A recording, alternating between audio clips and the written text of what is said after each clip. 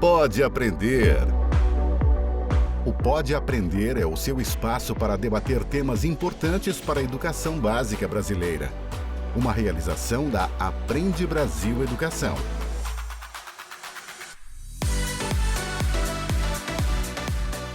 Olá, eu sou a Danae Búbalo e este é o Pode Aprender, o nosso bate-papo qualificado sobre a educação básica brasileira. Eu já estou aqui, prontinha para acompanhar você em mais um episódio que vai inspirar a sua jornada com boas ideias e também com muito aprendizado. Então eu te convido, vem comigo, vamos juntos? Porque o nosso propósito e a nossa política não é de africanizar ou tornar tudo na discussão a partir da negritude brasileira, não. É nós trabalharmos a diversidade. Por exemplo, algo que eu acho fundamental que tiraram de nós, que é você dialogar com a África e dialogar com as raízes africanas aqui no Brasil, que são as línguas. Tiraram de nós essa possibilidade. Livro aberto. Eu sou porque nós somos.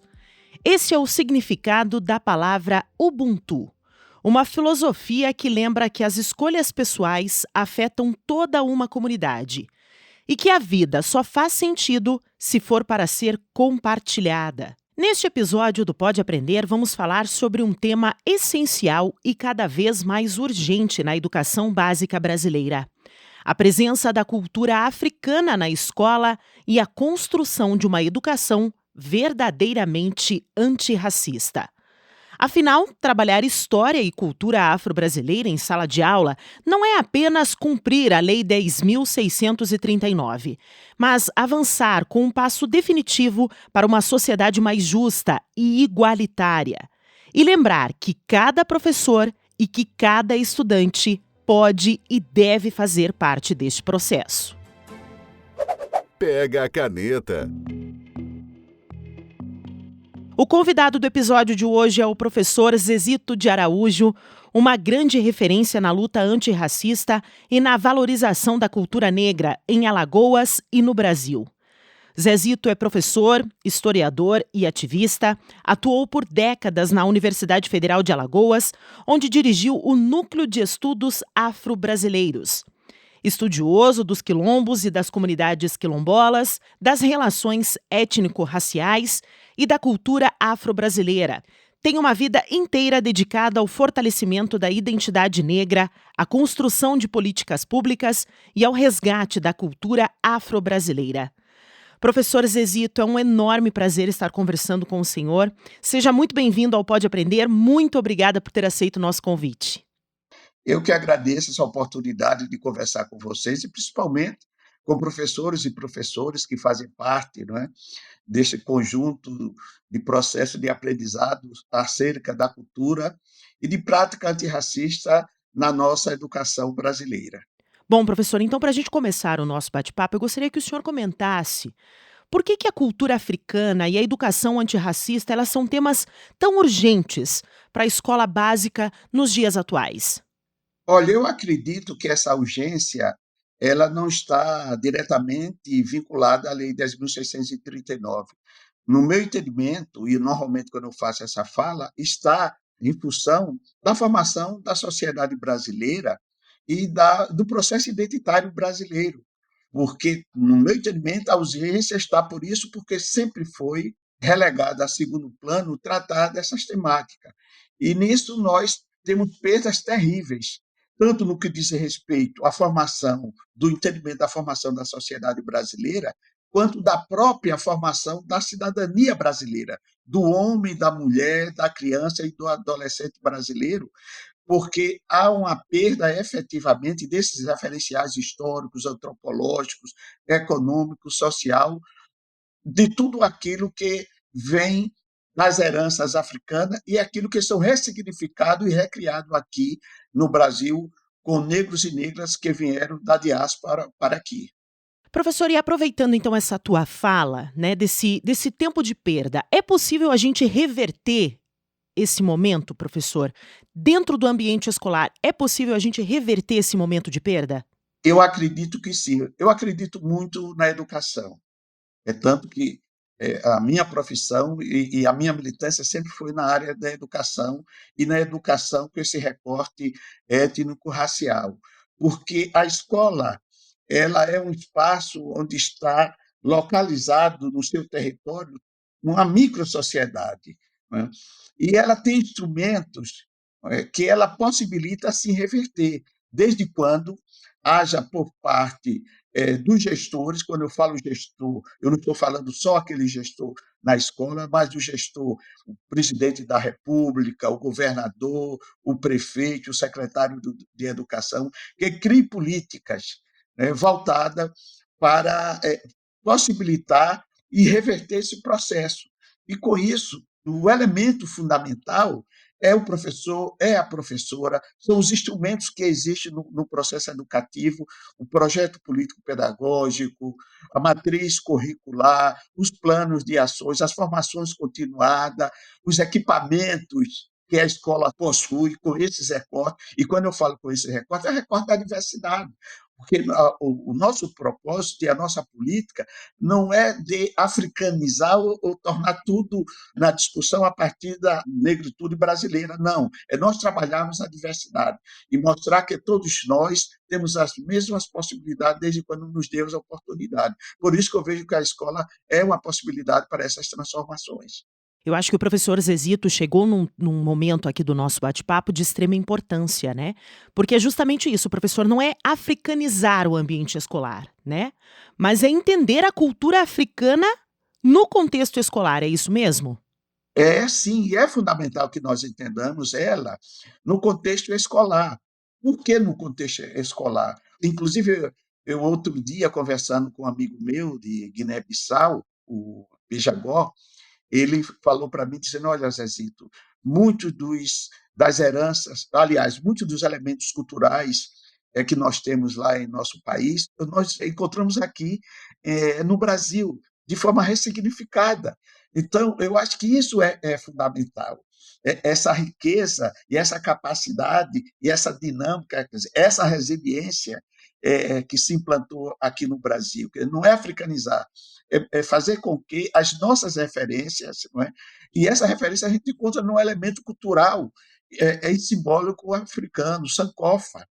Para você entender o seu presente, você tem que estar dialogando com o passado. Então, o passado da formação social brasileira é, acima de tudo, um passado africano. Então, nós teremos que dialogar com esse passado. E como a escola é a base da formação social, política, cultural, educacional do homem e da mulher brasileira, independente de ser negro, branco ou indígena, nós perpassamos por todos esses elementos. Então, a escola, ela faz essa releitura e traz a possibilidade de entender, mais acima de tudo, começar a respeitar e conhecer esses elementos que formam a história e a sociedade brasileira.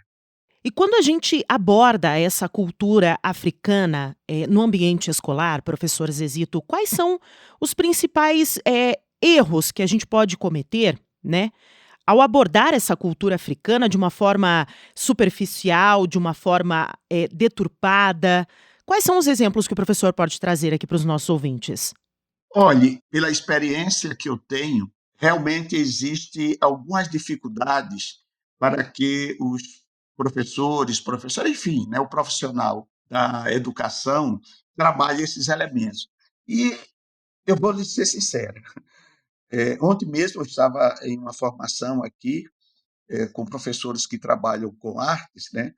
E isso que eu vou falar não é só para professores que trabalham com arte, mas grande parte dos professores do ensino básico brasileiro é o racismo. O racismo é um grande impedimento que contribui para que os profissionais da educação desenvolvam as atividades com práticas pedagógicas para trazer essa história, essa cultura africana aqui para o Brasil e afro-brasileira também, porque todos os elementos na formação, tanto da licenciatura como da pedagogia, a nossa formação é eurocêntrica. Os valores, os referenciais, a linguagem. Né? Então, isso dificulta em grande parte ou em grande parcela, os educadores e educadoras trabalhar esses elementos. Né? Então, é fundamental, primeiro, que ele tenha esse entendimento e que depois ele busque metodologias e práticas que possam fazer isso. Por exemplo, o professor e a professora podem muito bem iniciar um trabalho, eu acho que é primordial isso, trabalhar com as imagens do continente africano, tentando localizar os países lá dentro, porque aí você inverte essa ideia que se tem, que o continente africano é um país. Trabalhar com elementos mostrando que o continente africano, você tem uma gama de diversidades culturais dentro desses países, que você pode solicitar que o aluno faça isso. E hoje a internet está aí, os meios de comunicação que facilitam isso. Basta você criar os métodos, né, para que você consiga implantar essa discussão. Isso também acontece com a cultura de matriz africana afro-brasileira, porque, veja, quando se fala de cultura afro-brasileira, infelizmente nós temos algumas culturas que foram definidas pela branquitude. É normalmente o que vem na cabeça do educador e educadora, evidente que nós temos avançado bastante, né, com a grande produção bibliográfica que nós temos, mas se pensa a parte da comida, da culinária, da dança, né, um pouco do carnaval. Vejam, aquilo que cristaliza o que é o homem e a mulher africano ou da diáspora. Por exemplo, algo que eu acho fundamental que tiraram de nós, que é você dialogar com a África e dialoga com as raízes africanas aqui no Brasil, que são as línguas. Tiraram de nós essa possibilidade de conhecermos a nossa língua. Eu vou falar diretamente aqui em nosso estado, Alagoas, a presença aqui dos africanos e africanas que chegaram na nossa região foram do grupo linguístico Bantu, ou Banto, que, por sua vez, saíram do território de Angola, do grupo étnico Ambundo, que fala a língua Kibundo. Tiraram isso de nós, a gente não conhece. Eu estou dando esse exemplo, mas se você vai para Minas Gerais, você vai para o Maranhão, você vai para alguma região de São Paulo, do Rio de Janeiro, nem se fala, entendeu? No Rio Grande do Sul, nós desconhecemos os grupos étnicos que nós descendemos diretamente, a língua que tiraram de nós. Então, tem grandes possibilidades que o professor, a professora pode desenvolver que foge desse padrão que nos impuseram. Né? Então, eu acho que a gente tem que começar a resgatar aquilo que a branquitude, na condição de produzir conhecimento, nos impôs. Estamos fazendo isso. Nós já estamos fazendo isso. É bem lembrar que a Associação dos Pesquisadores Negros e Negras do Brasil tem tido uma produção sistemática, só que precisa chegar, e essas grandes editoras, que produzem os livros que chegam na rede pública, tanto municipal como estadual, precisa adquirir também esses livros que são produzidos por esses pesquisadores negros e negras. Falamos muito, né, professor, dessa educação antirracista. Agora, eu gostaria que o senhor comentasse com os nossos professores, com os nossos ouvintes, qual que é a diferença entre esse termo, né, educação antirracista e a educação para a diversidade? Olha, veja bem, a educação antirracista está, evidentemente, inclusa na educação da diversidade. A educação para a diversidade é você ter a compreensão dos diversos, e os diversos aí não é só o ser humano, é a cultura, é a forma de falar, é a condição social, é a condição territorial, regional. Então, essa diversidade que você encontra no universo da escola. Então, você tem que abordar, na perspectiva da educação, toda uma realidade histórica, social, antropológica, física, desse cidadão, desse ser humano que está na sala de aula. E você faz muito recorte nessa educação para a diversidade. E aí, para você fazer isso, tem que atentar para o detalhe. O detalhe, e aí onde vai responder um pouco, mostrando essa diferença entre a educação para a diversidade e a educação antirracista, é nós trabalharmos na perspectiva da equidade, porque é esta equidade que possibilita nós trazermos a possibilidade de política diferenciada para essa diversidade que está na escola. Então, como eu posso trabalhar uma educação antirracista simplesmente eu tendo o diagnóstico dela, eu tenho que trabalhar uma educação antirracista na escola, mas eu tenho os instrumentos para implantar uma educação antirracista na escola, então eu tenho que criar todas essas condições, porque aí eu posso trabalhar com política de equidade para favorecer aqueles menos favorecidos, ou seja, dar tratamento para os desiguais de forma desiguais. Né? Então, nesse sentido, eu acho que a educação antirracista ela terá que perpassar de todos os planejamentos que existem na escola, a partir, principalmente, que às vezes a gente não gosta de tocar muito, no planejamento de aporte financeiro. Porque sem aporte financeiro, muitas práticas pedagógicas não podem ser implantadas. Depois a gente vai tratar da questão da diversidade do grupo dos profissionais da educação, professores, professoras, os servidores, secretário que trabalha nas escolas, secretário escolar. Então, você tem que também atender essa diversidade. E quando você vai atender essa diversidade, você tem que ter um foco na educação antirracista. Quando você vai fazer análise ou elaborar a matriz curricular, você tem que ter esse foco. Você tem que ter esse foco antirracista. Quando você vai fazer uma seleção do material didático ou paradidático, você tem que fazer isso. E no processo de avaliação, principalmente, como eu posso estabelecer uma política universalista, ou o inverso, eu tenho uma prática antirracista e no processo de avaliação eu vou fazer uma avaliação a partir do viés universal. Eu vou comparar o mesmo rendimento de uma criança que sofre discriminação, preconceito racial ou outro tipo de preconceito, eu vou aplicar uma avaliação tradicional. Então, essa diversidade ela também deve estar contemplada dentro da história com esse olhar, evidentemente, para a educação antirracista. O professor falou muito agora, né, da questão da igualdade, né, da equidade. A gente sabe que ainda existem barreiras a serem quebradas, né, no nosso ambiente escolar, quando se trata dessa igualdade. Eu gostaria que o professor Zezito comentasse agora como que o racismo estrutural interfere no processo de ensino-aprendizagem, professor. Olha, há várias discussões, inclusive que tem algumas pessoas que chegam a comparar o racismo estrutural com até a estrutura física de construção de residência, não é? Traz até umas experiências na área de engenharia, principalmente. Ora, eu tenho uma visão muito simplista, mas literalmente simplista, do racismo estrutural. E alguém chega até a dizer que é um racismo sistêmico. No meu entendimento, o que vem a ser o racismo estrutural? É como a sociedade brasileira estrutura o pensar de tudo aquilo que vem de África e tudo aquilo que é de negro no Brasil. E tudo aquilo que é de negro no Brasil e tudo aquilo que vem de África no Brasil não é levado em consideração em qualquer formulação de políticas públicas deste país. Então, nesse sentido, o que é que eu percebo? Quando qualquer planejamento, seja na área de educação, seja na área do meio ambiente, seja na área econômica, não é levado em consideração essa questão do racismo estrutural. Não se percebe que, né, o cidadão e a cidadã negra eles são os grupos mais vulneráveis diante de qualquer tipo de organização. Ora, se eles são os mais vulneráveis, eu tenho que criar políticas públicas para atender essa demanda.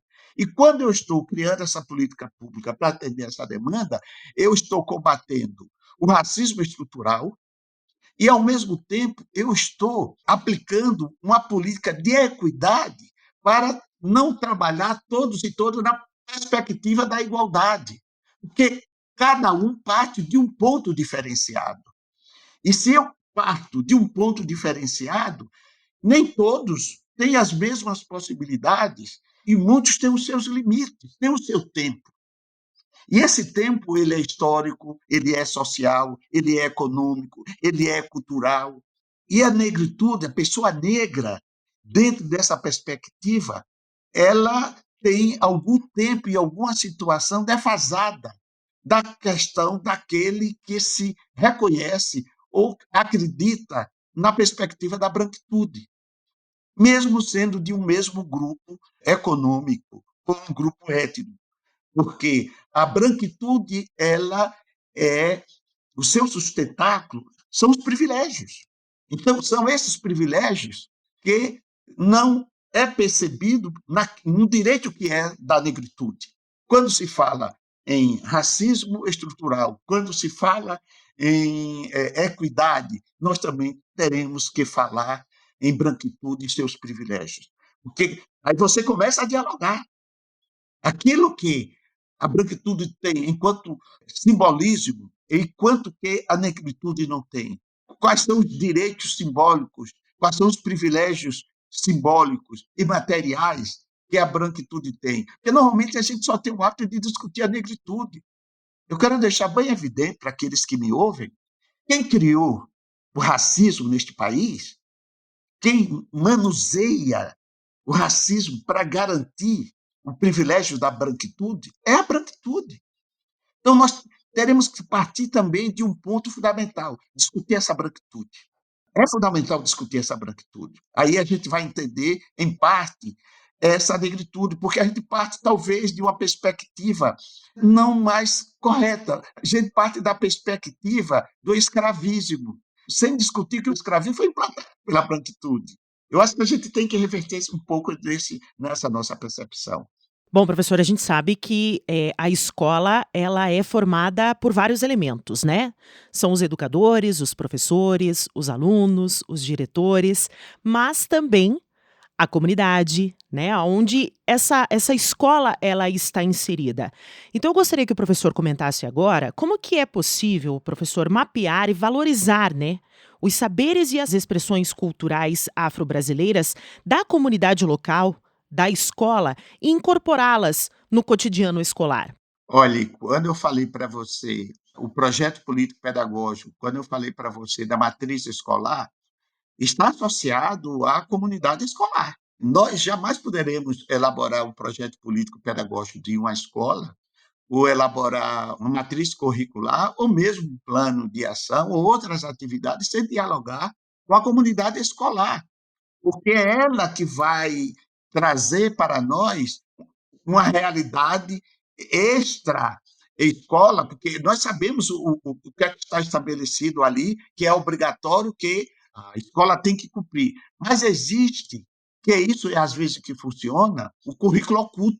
É esse que permeia, né, as relações internas dentro da escola e dialoga com a comunidade escolar, que normalmente ela se apresenta, principalmente sobre a nossa temática, quando nós temos uma proposta de matriz curricular que vai dialogar com essa realidade da cultura e da história africana, da cultura e da história dos povos negros na diáspora e negra na diáspora, que isso chega aos pais, principalmente em algumas práticas, não é, que muitas escolas fazem, nas expressões da arte, nas apresentações culturais, em alguns conteúdos programados que os professores trabalham em sala de aula, e isso os pais, os alunos levam para casa e os pais, às vezes, que não estão habituados ou não conhecem a história e que tudo que vem de África é satanizado, não? Então eles começam a achar que as práticas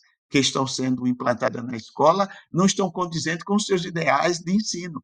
Porque o que eles aprenderam, o que eles acham, o que nós temos que ensinar na escola, são os ensinamentos eurocêntricos. Então, é uma oportunidade que a escola tem de iniciar, antecipar-se a isso, e de iniciar projetos e programas que envolvam a comunidade escolar, pais, mães, representantes responsáveis por este estudante, fazer atividade e não chamar essas pessoas só para dizer que os alunos não estão atingindo a média necessária para passar de ano, mas fazer atividades lúdicas que envolva a comunidade, trazer os pais, as mães, as pessoas mais idosas para participar de eventos, né, para ser um griot na escola, dentro das atividades que se faça na escola, né, chamar esses pais, essas mães, ou outras pessoas, lideranças do movimento negro, lideranças dos templos religiosos, e principalmente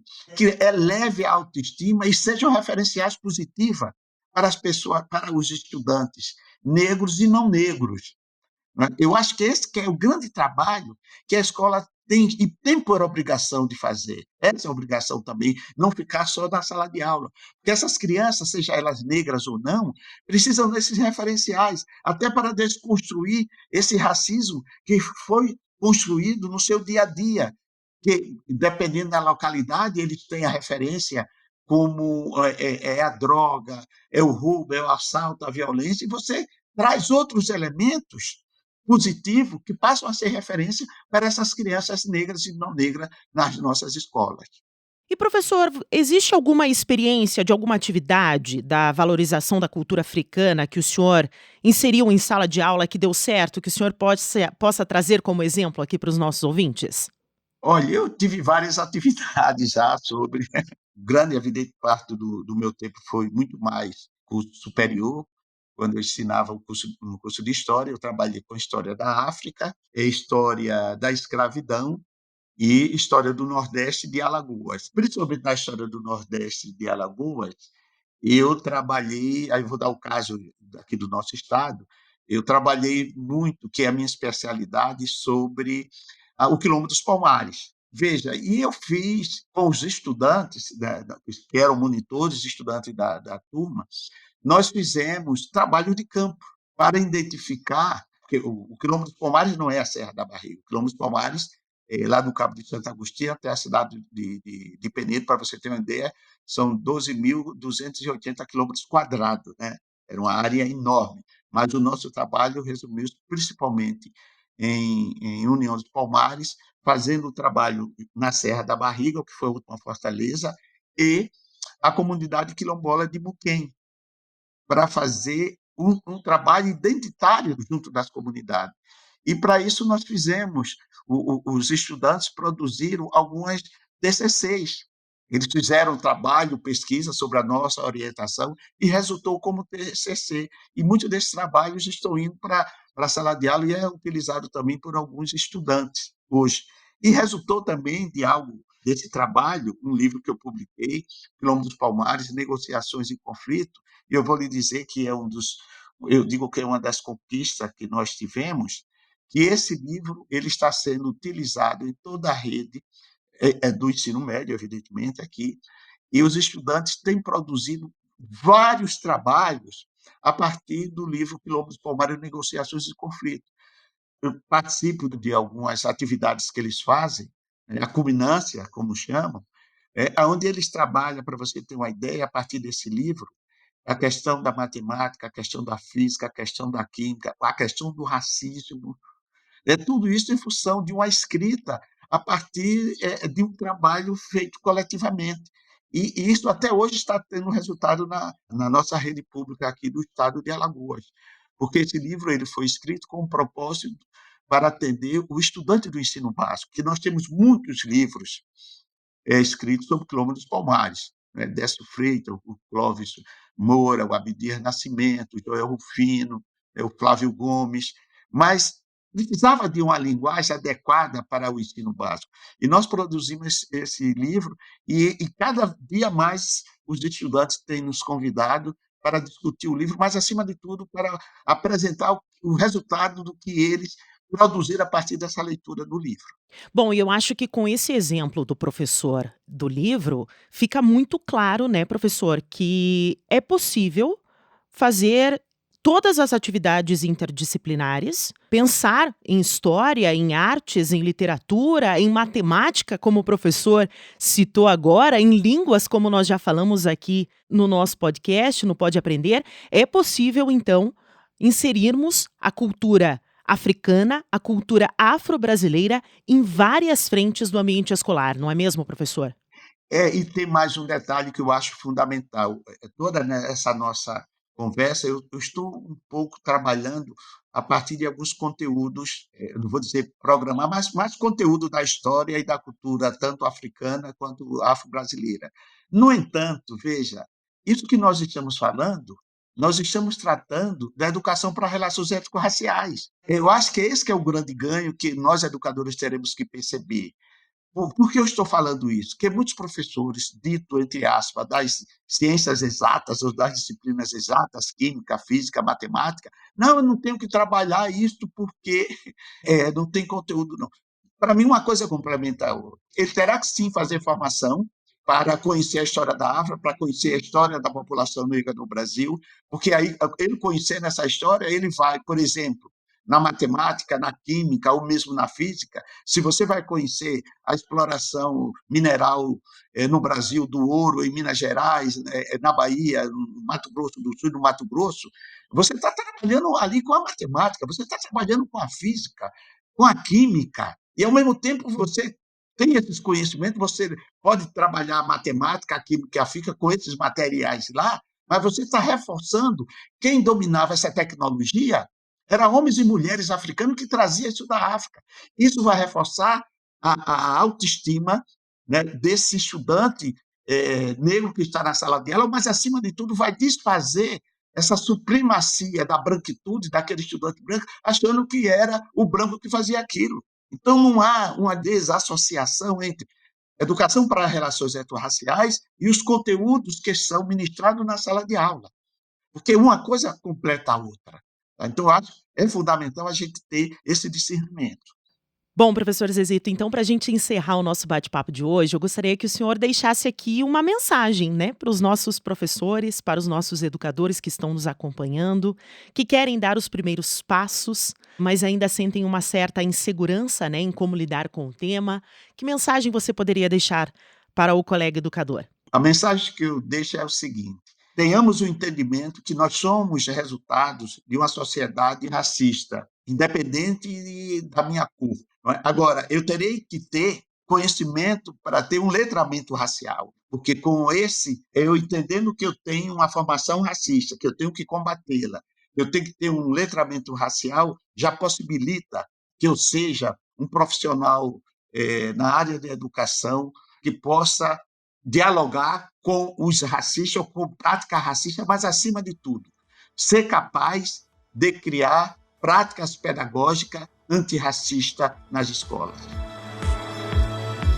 Múltipla escolha. E chegamos ao momento aqui do nosso podcast em que eu sempre peço, professor Zezito, aos nossos convidados para que eles deixem dicas, né? Dicas de elementos de conteúdos que possam estender o tema da nossa conversa de hoje. Então, o professor já trouxe bons exemplos aqui de leituras de alguns livros, né? Mas eu gostaria de outros exemplos, professor. Algum filme, algum site, alguma série que o professor gostaria de deixar aqui para os nossos ouvintes? Olha, tem vários autores e autoras hoje contemporâneas. Nós temos a nossa Nilma Lino Gomes, Educação para a Diversidade, que ela também tem um outro livro muito importante, que é Movimento Negro Educador, sabe? O Kabengele Munanga, Rediscutindo a Mestiçagem no Brasil, a Sueli Carneiro, A Construção do Outro, Como Não Ser, norte-americana, Angela Davis, né? A Liberdade é uma Luta Constante. Eu acho que são Bell Hooks também ensinando a transgredir, a educação como prática da liberdade. Isso tudo contribui para que nós possamos ter uma literatura um pouco diferenciada, né? E nós temos alguns filmes que podem ajudar nessa nossa prática antirracista. Um deles é Quanto Vale o É por Quilo, faz uma crítica ao racismo estrutural. Tem um outro, Amarelo, É Tudo para Ontem, também um outro bom filme, direção de Emicida, acho que muita gente conhece. E tem um documentário antigo, não é? Que é A Negação do Brasil, a direção do Joel Zito Araújo. E tem um filme estrangeiro, acho que muitos já assistiram, esse, que é Selma, A Luta pela Liberdade, é um filme antigo, mas há 12 anos de escravidão, Malcolm X. Não é? Então tem alguns filmes, Pantera Negra, que a gente também pode assistir. Diversão para casa. Professor Zezito, eu gostaria de agradecer novamente a tua participação aqui no Pode Aprender. Foi um bate-papo extremamente importante, um tema onde a gente poderia abrir outras frentes, uma nova roda de conversa, professor. Então, eu gostaria de agradecer imensamente a tua participação e eu deixo aqui agora aberto um espaço para que o professor possa deixar os contatos, as redes sociais. O nosso ouvinte que ficou com alguma dúvida, quer conhecer um pouquinho mais sobre o trabalho do professor Zezito ou quer fazer uma troca aí de uma experiência legal, professor, quais são os seus contatos? Olha, eu tenho o meu Instagram, que é Zezito Ambundo, é o nome do meu grupo étnico, né? Ambundo, Ambundu, Ambundo, ou Ambundu. É a única rede que eu tenho. Eu não sou muito adepto de redes sociais, não. O e-mail é zezitoaraújo2014@gmail.com. Mais uma vez eu quero agradecer então a participação do professor Zezito e agradecer também a você, o nosso ouvinte, o nosso educador que nos acompanhou em mais um bate-papo qualificado sobre a educação básica brasileira. O Pode Aprender é uma realização da Aprende Brasil Educação com a produção da banca do podcast. Para comentários e sugestões, basta enviar um e-mail para aprendebrasil@positivo.com.br. Acompanhe os próximos episódios do Pode Aprender na sua plataforma de podcast preferida, nas nossas redes sociais e também no site da Aprende Brasil. Até mais!